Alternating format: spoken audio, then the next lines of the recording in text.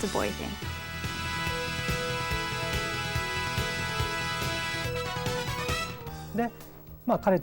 I formed a company with Mr. Kazunari Tomi, and the company's name is Studio Alex. We went to Game Arts to promote our business, and we told them we would like to make an RPG game with a compelling story that was something different from other games that existed at that time. After playing the Lunar game, if people would say, we have to live in a more positive fashion, live our lives looking to the future, that is the kind of game I wanted to make. This was the motive that inspired the Lunar game. You had this great story, these characters that you cared about, and you were interested to see how they got together at the end, Alex and Luna. It played out more like a movie than a game because of the animated sequences along the way. It kept getting the player back into the game. A large percentage of the games that come to the U.S. Originate in Japan. They start in Japan and they're reworked for the U.S. audience. We were the first independent CD-ROM publisher in the U.S. So I'd heard about Lunar, and I really had no preconception about what it was. I was thinking of some sort of moon game. When we saw the Sega CD version of Lunar, we knew that that was a game we wanted to do. It was a great game. They had a CD-ROM system that was single speed, 150K a second. You could only spool so much data off of that. So you couldn't get really involved animations. You had a limited amount of video memory, a limited color palette. There was lots of limits. Games with good stories cannot be made without CD-ROM. And because of that, Lunar started with Sega CD, then a Saturn version, and then the PlayStation version. Whenever there's a better means of expression available, we will use it to express things better, and that's why we made the PlayStation version.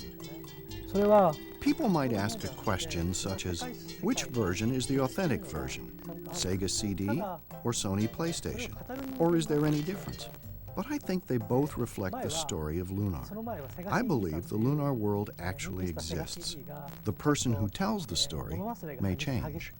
Before, Mr. Sega CD tended to often forget things, and he didn't pay attention to the details of things.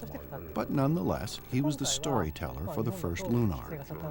This time, Mr. PlayStation, who is more sensible, smarter, and has a better memory, with more capacity for expression, told the history of the Lunar world. The first storyteller sometimes forgot some of the characters, or told the ending in rather finalistic terms, while the new storyteller told us much more. My friend. Since the Sega CD version of Lunar to the PlayStation version of Lunar, we have rewritten the latter half completely. The biggest difference is the description of the heroine, Luna. In the Sega CD version, where the main character, Alex, leaves the island, they part.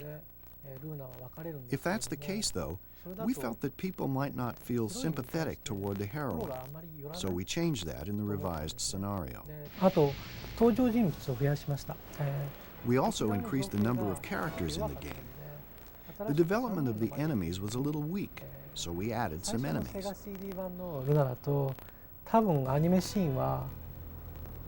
I believe there were only 2 or 3 minutes of animation for the original CD version, but now there's about an hour of animation. As for the voice actors, in the first version of Lunar there were only 4 actors, but now there are about 15 voice actors. In terms of imagery, there was quite a bit of upgrading, so there's almost no comparison. There's been quite a few changes actually to the scenario in Lunar. Definitely the characters are older. There's no age actually given, but they're definitely older than the first one. And I think that that was to strengthen the love aspect of it. But also, another reason they were aged, as I understand it, is because the people that had played the original had aged too. And so they wanted to keep it so they could still relate to these characters. Bokusan, his art designs are great. Huge fan of what he's actually done with the Lunar characters and what he's also done with anime, because he doesn't just do game characters. He actually is involved with manga and anime. He's done some very popular stuff in Japan, like Giant Robo animation series. As for special training, I really haven't done anything such as going to a specialized animation school or learning from someone else in particular. Everything I learned by actually doing work. To design the costumes, I suppose I was inspired by what I saw in movies, magazines, and people around the city. For instance, the scarf Luna wears is an idea that was inspired by a nurse's outfit at the dentist I was going to at that time. This is the storyboard for the Silver Star story. There are about 45 to 46 scenes here. Once this is accepted, we start the actual animation by placing orders for the scenes to animators.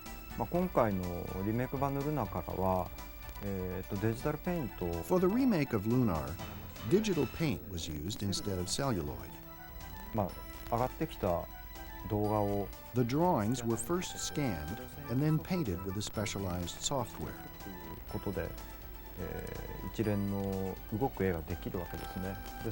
And sequenced as movie clips. Once that is done, the next steps are taken. Editing, retaking, and soundtracking, just like any other animation.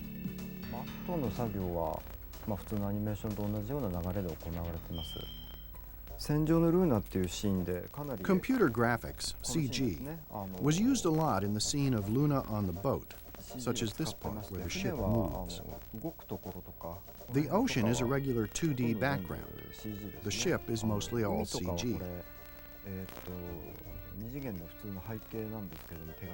Also, these night bugs, somewhat like lightning bugs, are done in CG.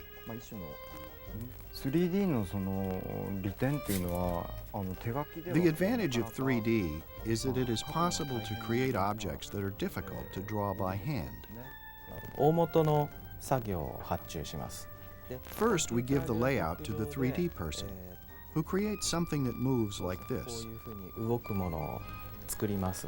We print that out as a wireframe, and we give that printout to the animator.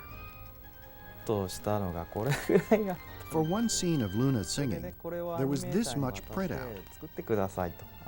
We gave it to the animators, and we asked them to complete it within a week or so, but it actually took 2 months. The 3D CG was rendered using soft image. We combine images rendered by soft image with the images that are colored with the Macintosh. Then we do partial touch-ups.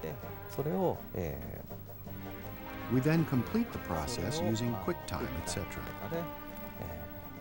We edit the QuickTime movies using Adobe Premiere.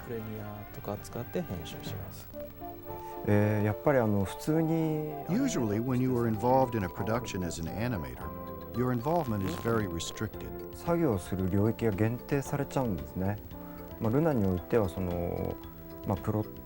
But in the case of Lunar, I was able to be involved in not only the plot, but also the scenario, and even part of the game making.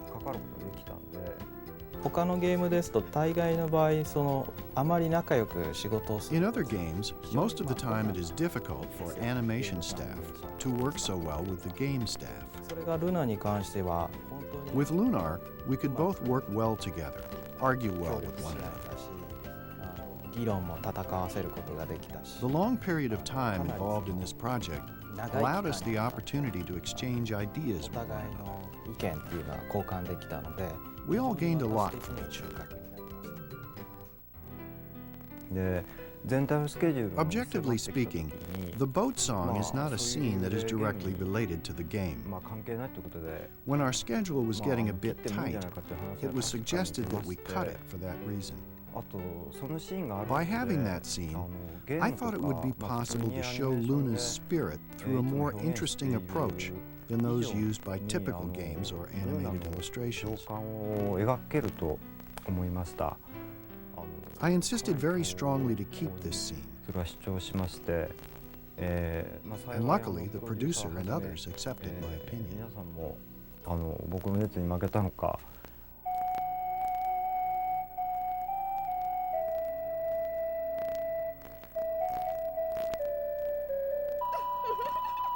Music makes up the world of Lunar. The magical spells are cast based on the musical songs, and that's pretty much your first scene with Luna, is she is singing. So music is a very important part of this game.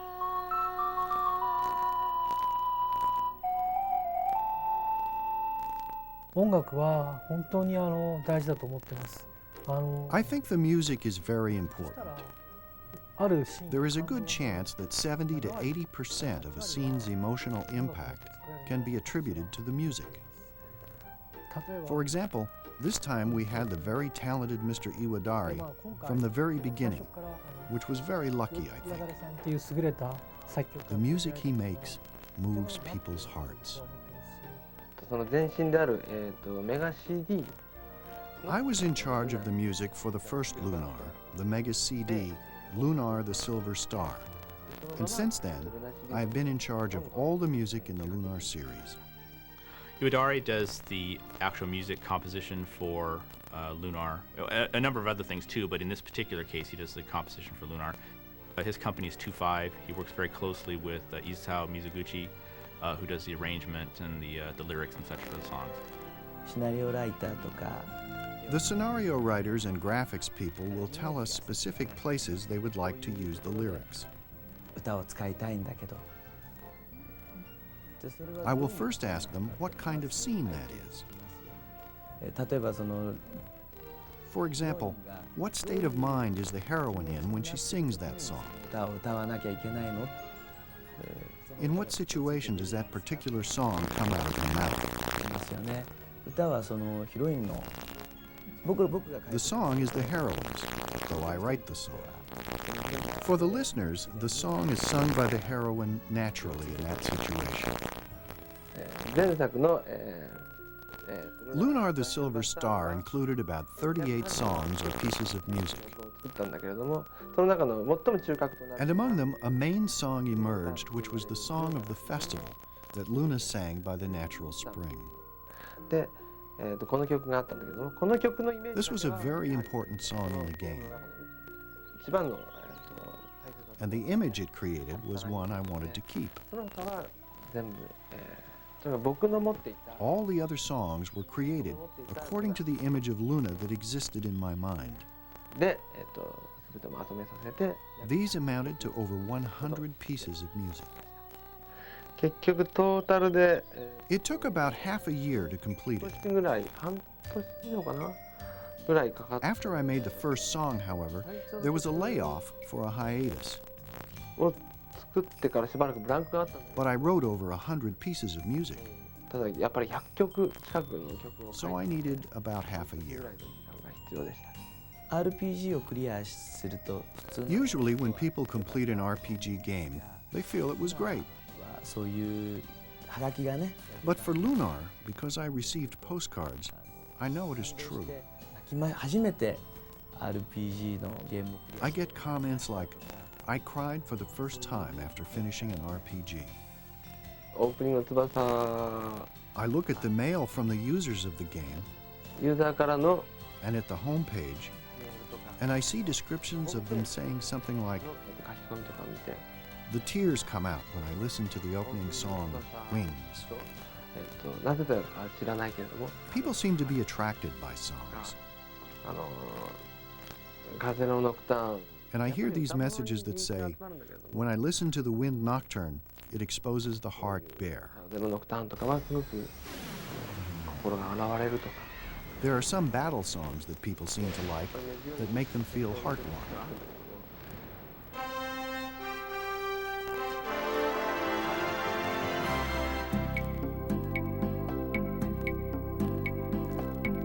Things you have to isolate when you're looking at a Japanese game, as far as what's its suitability for the U.S., is the language, because there is some stuff that's acceptable in Japanese language even that you can't use in the U.S. without getting a stern rating. For example, in Cosmic Fantasy II, which is one of the games we did for TurboGrafx, which is a pretty innocent game overall, there was a scene where one of the characters flipped off another one in a close-up.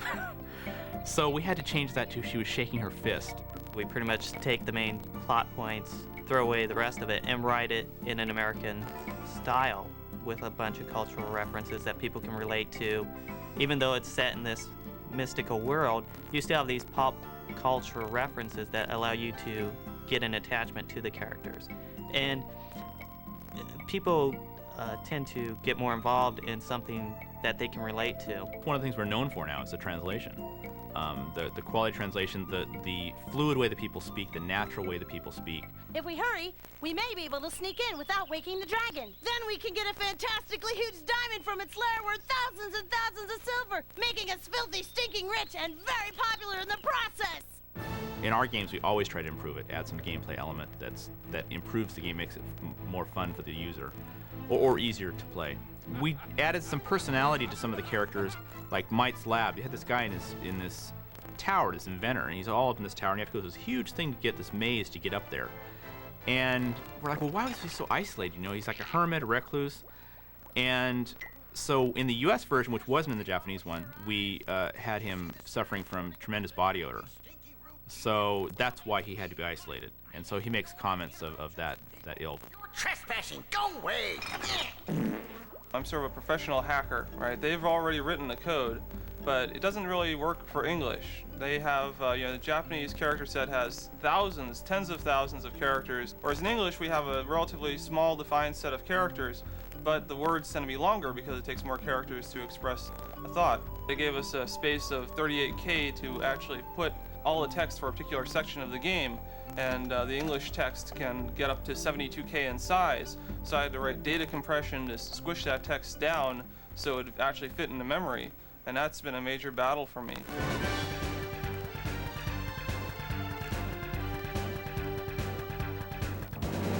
Welcome to the Magic Guild of Vane, Alex of Berg. I am Gallion. My apprentice Nash speaks quite highly of you.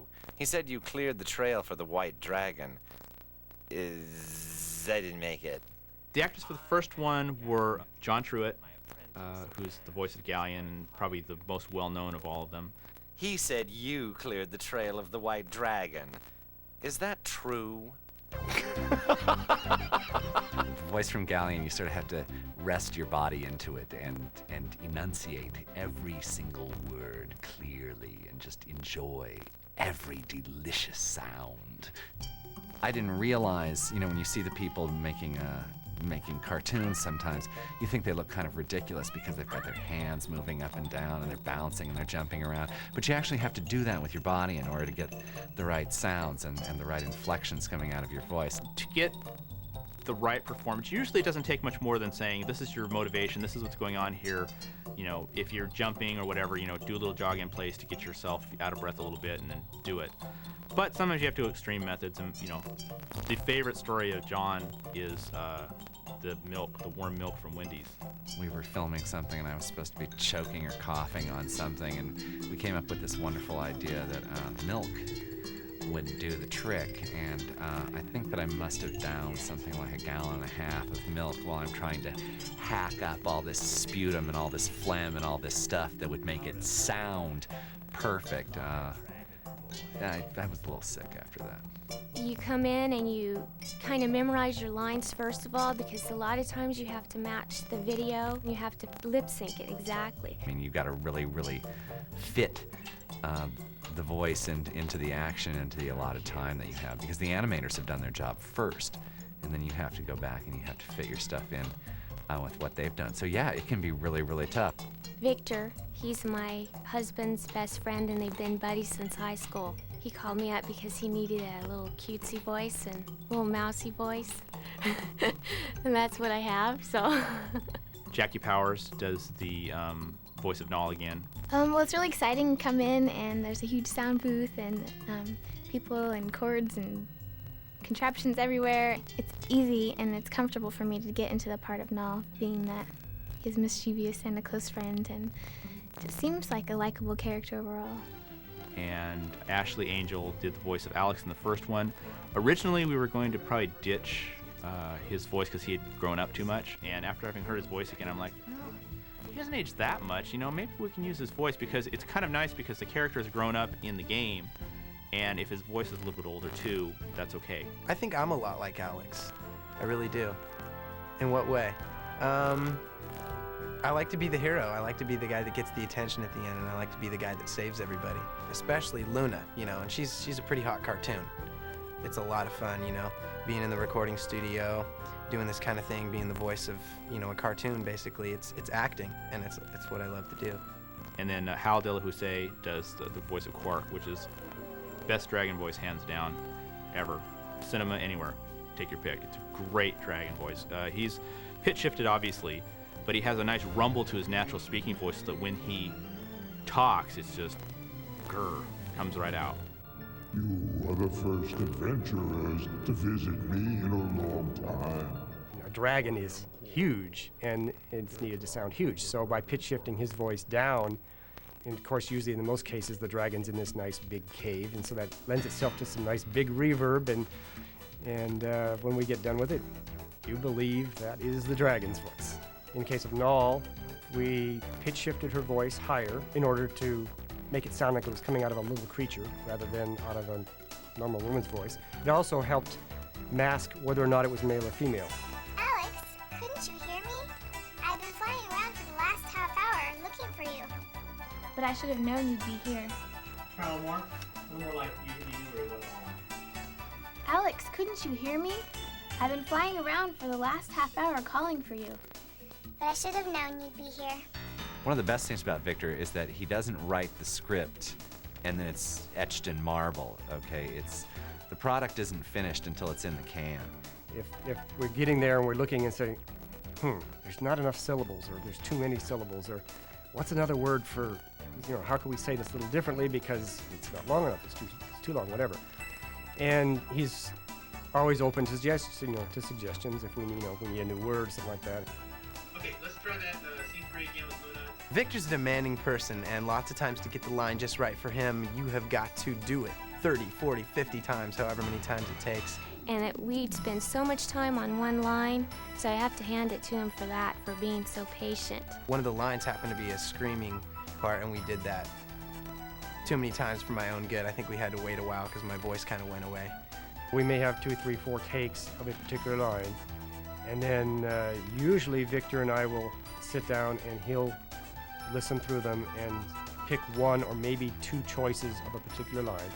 Then once those have been selected, I'll go and drop those into the game where they belong and see if we got any problems, begin lining up the dialogues and adding sound effects and maybe nipping and tucking if we're a little long, a little short, something like that to match up all the lips. They make fun of me sometimes, but it helps lighten things up so that it's not so serious and hard to do. So we clown around a lot. There's been times when an actor and actress, you can tell they're uptight and we need them to loosen up for something or other. So we'll play certain sound effect CDs. When he tries to make you laugh, he puts fart noises in the microphone. I haven't found a person yet who could keep a straight face during a certain set of sound effect CDs. Wishing on a dream. Jenny Steigel does the singing voice of Luna. She has a boat song in the second one that wasn't in the first game, and she does the singing for that. She also does the singing for the opening song, too. I've always wanted to sing. The boat song, more or less, is talking about Luna. She's not sure where she's headed, what she's doing with her life, and she has a bunch of questions about herself, and she's talking about that in her song. When we originally started translating the games, I used to try and stick as closely as possible to the translated lyrics of the songs.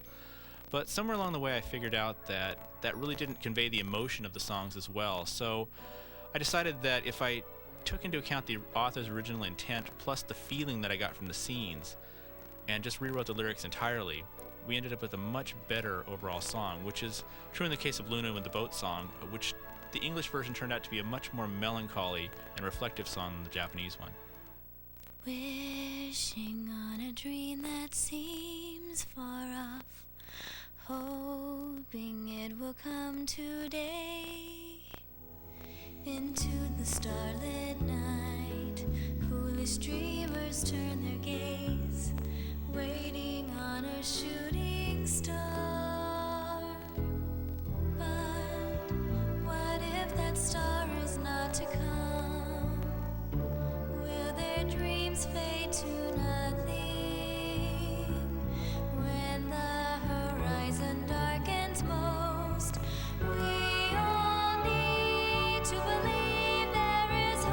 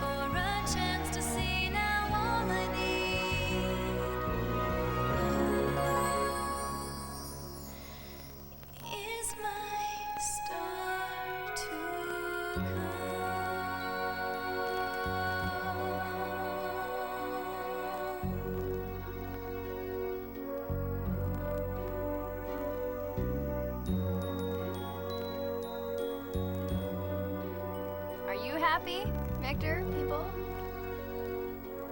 We're pretty much control freaks on everything because we want to make sure that from start to finish the game is handled correctly and properly. By doing this deluxe packaging that we're doing, it becomes a collector's item.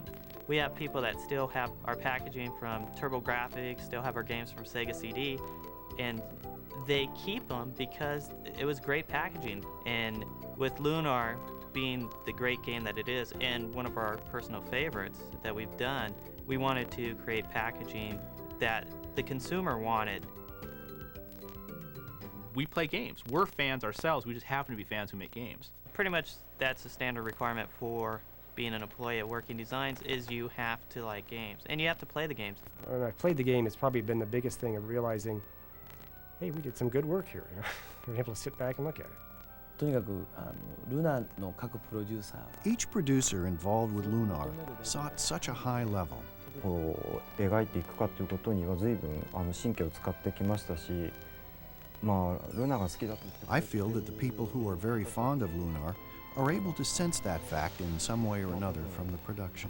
からうまくこう受け取ってくれているのかなっていう気がしてますけども。求めてるレベルが非常に。 Everyone demanded such a high level. When it was all done, I felt such satisfaction to show everyone the finished project. It's a huge privilege to be able to be a part of that. And it's a good memory to make, something to tell my children about. I think this re-release of Lunar is going to be big.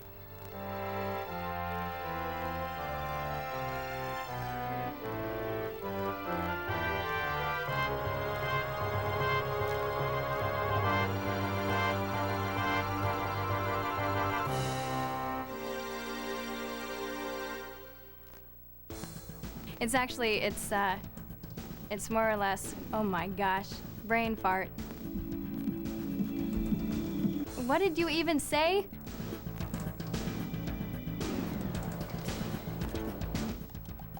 Take two. Yeah, 3. Good. Look busy.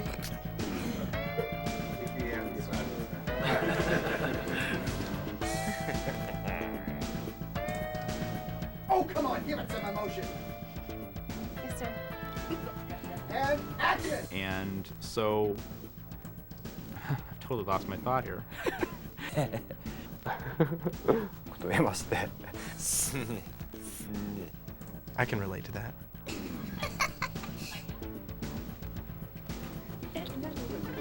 Molesting the goddess Athena. It's all so exciting. He's dead based on the fact that he lost his life. Let's do that one more time, please. He's dead because he died. But that's a spoiler. Don't use that. Okay. It was really good.